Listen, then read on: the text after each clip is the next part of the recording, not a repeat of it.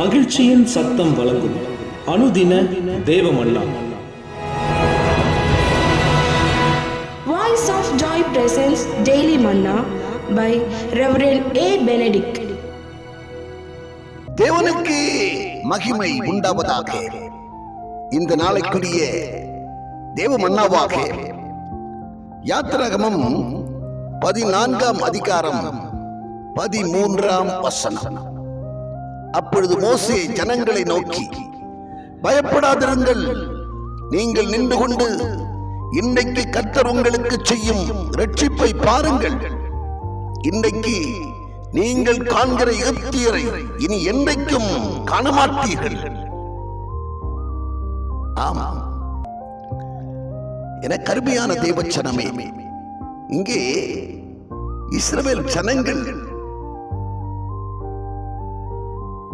ஒரு பக்கம் செங்கடல் குறுக்காக நிற்கிறது, இன்னொரு பக்கம் பார்வோன் தன்னுடைய சேனைகளோடு படையெடுத்து வருகிறதை ஜனங்கள் காண்கிறார்கள். ஒரு பக்கம் செங்கடல், இன்னொரு பக்கம் பார்வோன் அணிவகுத்து வருகிறான். இரண்டுக்கும் நடுவிலே பயந்து நடுங்கிக் கொண்டிருந்த அந்த ஜனங்களை பார்த்துதான் மோசே இந்த வார்த்தையை சொல்லுகிறார். பயப்படாதிருங்கள், இன்னைக்கு ஆண்டவர் உங்களுக்கு இரட்சிப்பை தருவார். இன்றைக்கு காண்கின்ற எகிப்தியரை, எகிப்தின் சேனைகளை இனி என்றைக்குமே காணாதிருப்பீர்கள் என்று ஆண்டவருடைய வார்த்தையாக அங்கே மோசே வெளிப்படுத்துகிறதை பார்க்கிறோம். ஆமாம், செங்கடல் வந்தாலும், பார்வோன் சேனைகள்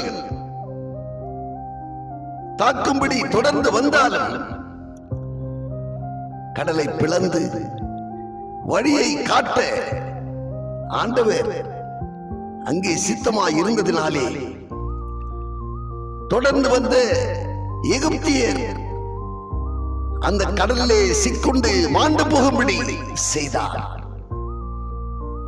ஆம், என்னை கேட்கிற அன்பான தேவச்சனமே,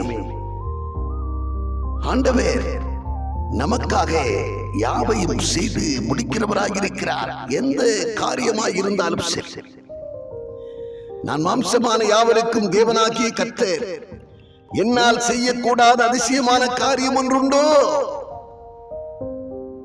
எரேமியாவின் புத்தகத்திலே 32ஆம் அதிகாரம் 27ஆம் வசனத்திலே விதமாக சொல்லப்பட்டிருக்கிறதை நாம் பார்க்கிறோம். ஆமன கண்பான தேவச்சனமே, எந்த சூழ்நிலையிலும், எப்படிப்பட்ட பிரச்சனையின் மத்தியிலும், எப்படிப்பட்ட போராட்டமான சூழ்நிலையிலும் அற்புதம் செய்ய அவர் நமக்கு போதுமானவராக இருக்கிறபடியால் அவரை நம்புங்கள். நிச்சயம் உங்கள் காரியங்களை சித்திக்க பண்ணுவார் என்கிறதிலே கொஞ்சமும் சந்தேகமில்லை. ஆமென். ஆம்.